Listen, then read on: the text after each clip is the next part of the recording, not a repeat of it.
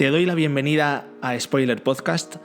Aquí voy a intentar hablarte claro sobre la cara bonita y menos bonita de cómo emprendo algunos proyectos. También reflexionaremos y aprenderemos sobre temas relacionados con el diseño, la creatividad y la vida que ello conlleva. Sin más, espero que disfrutes de este viaje.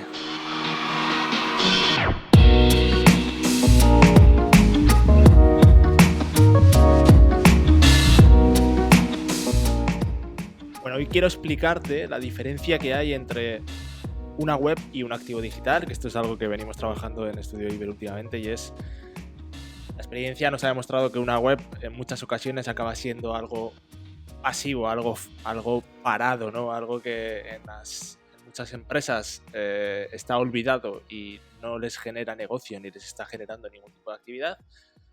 Pero si se trabaja adecuadamente, si se piensa en un contexto, si se piensa estratégicamente en ese diseño más estratégico, esta web puede pasar de ser un pasivo a ser un activo digital para esa marca que les genere negocio. Entonces, voy a ir explicando, ¿no? ¿Y quién soy yo para hablar de esto? Pues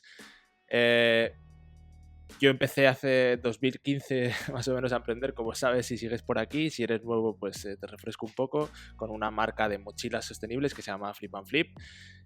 Ahí aprendí todo, fue mi escuela emprendiendo, básicamente porque empecé como típico diseñador ingeniero que estaba enamorado del producto.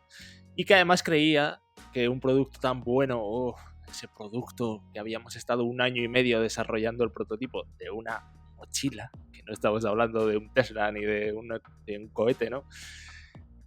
Pues que ese producto, si era bueno, la gente iba a venir a comprárnoslo, y el negocio iba a triunfar, ¿no?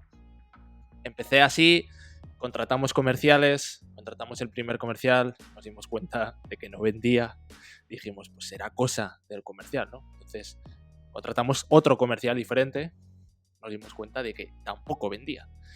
Y aquí fue cuando tuve un cambio de chip con mi mentor Juan Carlos, que recuerdo que me dijo una frase y me dijo: en cualquier negocio, el primero que tiene que salir a vender es el dueño, es el fundador, es el CEO, es el del que es el negocio, ¿no? Y como lo de antes me había ido tan mal y llevaba tantos años dándome tortas contra la pared, pues dije, bueno, pues será que tiene razón, voy a probar. Y así fue como cogía mis mochilas, las cargaba en mi furgoneta y nos recorríamos España de punta a punta por mercadillos y visitando tiendas para poder conseguir distribuidores para el producto. Y la verdad, al principio no vendía una mierda porque no tenía ni idea de vender. Iba cagado, entraba a las tiendas cagado y lo hacía fatal. Y vendía muy poco, pero poco a poco en cada cliente iba aprendiendo. Fíjate, este me ha dicho esto, pero a este otro le he dicho esto otro. Y sí que ha funcionado y le he intentado, le he sabido expresar mejor el valor del producto y me ha comprado, ¿vale? Poco a poco iba aprendiendo, prueba-error, me di muchísimas tortas, varios años, como te digo, recorriéndome de punta a punta España. Y poco a poco con esa experiencia fui vendiendo, pero poco, porque realmente esa empresa nació con un fallo de inicio, y es que pensamos en el producto desde el punto de vista del diseñador y no desde el cliente. Y con la pandemia, como siempre sabes, aquí cambié de negocio. Empecé a centrarme más en Estudio Iber, que era un negocio que ya tenía desde 2014, pero empecé a dar más caña. Y aplicando todo eso que había aprendido de vender, me di cuenta de que, ostras, que yo que creía que era un mal vendedor, que yo que creía que nunca iba a poder aprender a vender, ostras, que funciona. Ostras, que resulta que sé vender. Ostras, que sé expresar el valor del producto y la gente me compra. Ostras, a ver si esto se puede aprender. Me fui ahí cada vez enganchando más esa idea de que las ventas se pueden hacer, hay gente que nace con más habilidad, otra con menos. Yo nací con muy poca habilidad, he sido un vendedor nefasto, pero que se puede aprender. Y así fue como fui aplicando todo esto a los negocios de mis clientes y me di cuenta que también vendían, ¿no? Entonces, esa visión de tener empresas en paralelo, como siempre he dicho aquí, en mi caso me ha enriquecido mucho para mis clientes de Estudio Iber, y realmente me he dado cuenta de que hay una serie de sesgos que, ahora que estamos con el tema del cerebro, es de lo que te quiero hablar, que hacen que muchas webs o que muchos negocios online al final no funcionen, y que los míos en el pasado eran los primeros que cometían estos errores y no funcionaban. El primero es el sesgo del efecto arrastre. Se refiere a la conducta que tenemos las personas, que al final hacemos cosas basadas únicamente en los que muchas personas hacen. Nos tiramos por las masas. Y esto pasa cuando nos subimos a modas, nos copiamos de lo que hacen otros negocios sin ni siquiera cuestionarnos si esto nos va a funcionar a nosotros. Estudiamos a la competencia y creemos que si todos lo hacen así será por algo. Y al final acabamos haciendo mal lo que hace todo el mundo. Luego está el sesgo de la pro-innovación, o sea, pensar que todo lo que sea innovador va a ser bueno. Si de repente salen las tendencias en diseño web de las animaciones, metemos todas las animaciones del mundo. Si de repente sale cualquier otra tendencia, etcétera. No pensamos en el usuario, pensamos en nosotros, en nuestro ego, en que se nos quiera ver como innovadores y que la gente cuando entra a la web diga, ¡guau! ¿Cuánto saben estos tíos, ¿no? ¿Qué innovadores son? Error, porque el usuario es el que tiene que estar en el centro, que se dice mucho, pero no se hace. Sesgo de confirmación. Otro gran error que se comete en muchas webs y que hace que estas webs no generen negocio. Es pensar que como tú crees que tu web debe ser así, eso también será lo que cree el usuario. Es decir, no preguntarte si, vale, yo creo que esto tiene que ser así, me autoconvenzco, pero ¿el usuario es realmente lo que quiere? O sea, es como cebarnos mucho por nuestras propias creencias. Después está el sesgo de la atención selectiva, que es, por ejemplo, ¿no? Pues si mareas al usuario con 1000 objetivos, con 1000 opciones, al final no va a hacer nada. Al usuario le cuesta mucho centrar su atención, y en muchas de las webs lo que pasa es que cuando entras, un banner por aquí, otro por aquí, hay 3 o 4 objetivos que tienes que cumplir. Quiero que te suscribas a la newsletter, pero quiero que me compres el producto, quiero también que coges esta oferta, quiero también que me contactes, te sale un chatbot, te sale no sé qué. Al final el usuario entre tantas opciones se pierde y no hace nada. Después está el sesgo de autoridad. Queremos demostrar autoridad, y eso es algo que obviamente siempre funciona y siempre va bien en la venta, pero lo hacemos mal, lo hacemos hablando de yo. Lo hacemos autoetiquetándonos, autodescribiéndonos, diciendo somos creativos, somos un equipo multidisciplinar. Por Dios, puta palabra que no funciona y que no dice nada. Palabras vacías, como a mí me ha pasado con clientes en el sector del mobiliario. Muebles holísticos, que no sé qué, no te están diciendo nada. Estás autodescribiéndote, pero, ostras, en vez de decir lo que eres, demuéstralo, que será mucho más fácil demostrar esa autoridad, demostrándolo.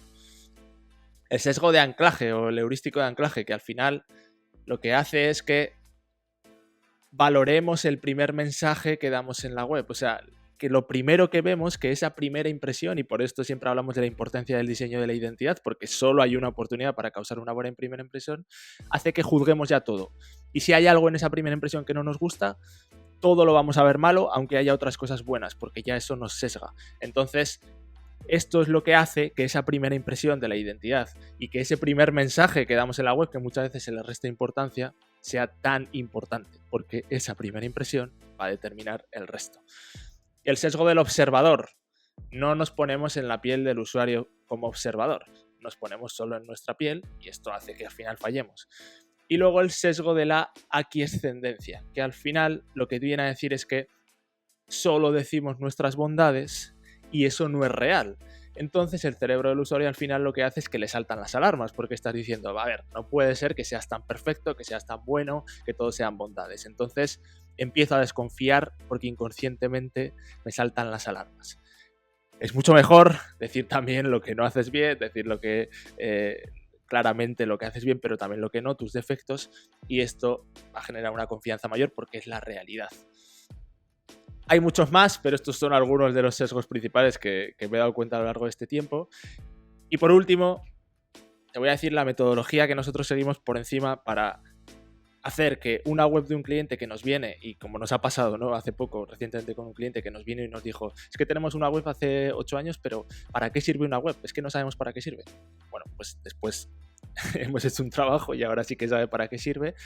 Este es el método que luego en futuros podcasts, en futuros vídeos, vamos a ir desgranando uno por uno. Voy a hacer un curso intensivo de cómo pasar de una web a un activo digital, en nuestra opinión.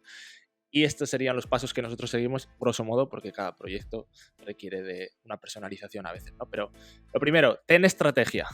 Entiende el problema. Este es el primer paso que nosotros abordamos en la estrategia. Dedicamos mucho tiempo a esto. ¿Por qué? Porque el 80% para mí del resultado, si vamos a la teoría de Pareto, depende de saber detectar el problema. Al final, la solución de diseño, la solución de desarrollo que tú le des a ese proyecto va a ser solo una consecuencia de cómo hayas sido capaz de detectar el problema. Por eso es tan importante dedicar tiempo a la estrategia, porque si no, al final estás haciendo diseño por hacer sin un objetivo claro. Cuidado con estudiar a la competencia.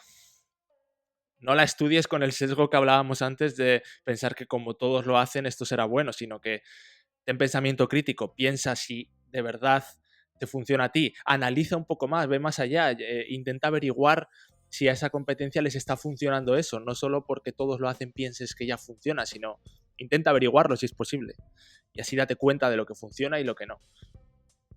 Lo último que hacemos es, cuando ya hemos detectado muy bien el problema, hemos estudiado bien lo que funciona y lo que no en el mercado, realizamos el mapa de la persuasión, que lo que nosotros hacemos es estudiar bien quién es ese cliente, cuál es la salsa que le hace único, etc. Estudiar bien quién es el cliente, o sea quién es la empresa, ¿no?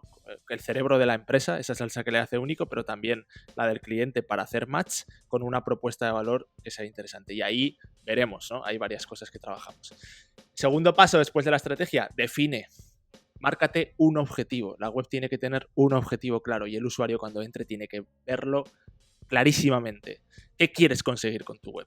¿Qué papel juega dentro de tu negocio, dentro de todo tu proceso de venta? ¿Qué papel específico juega esa web, ese activo digital?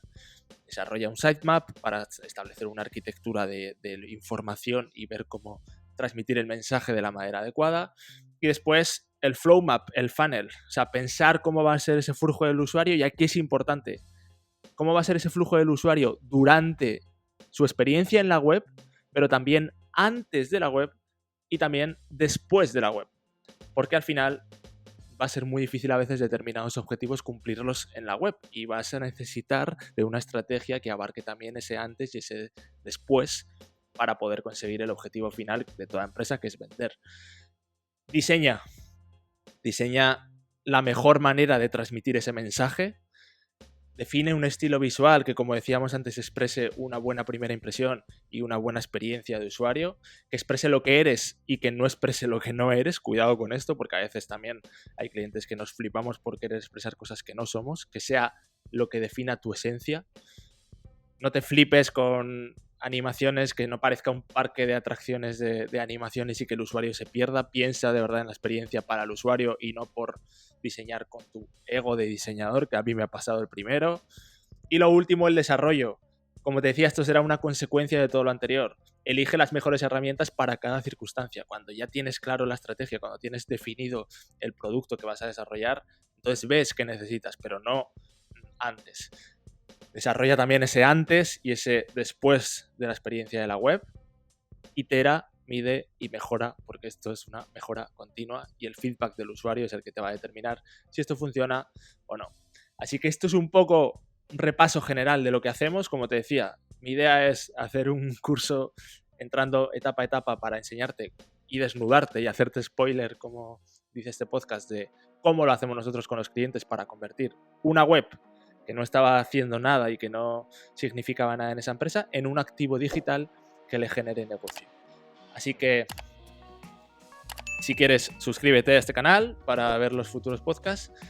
Y también te recomiendo que entres en estudioiber.com y si quieres suscribirte, recibirás gratuitamente 7 ideas clave para entender un poco más este proceso de cómo convertimos webs en activos digitales. Puedes suscribirte en estudioiber.com y ya sabes que tengo otra empresa con un neurocirujano Osman en la que te enseñamos cómo funciona tu cerebro. Si te interesa esto, puedes suscribirte en tucerebralesnuevo.com. Esto es todo. Mil gracias siempre por escucharme. Nos vemos pronto siguiendo esta secuela de este curso. Vamos.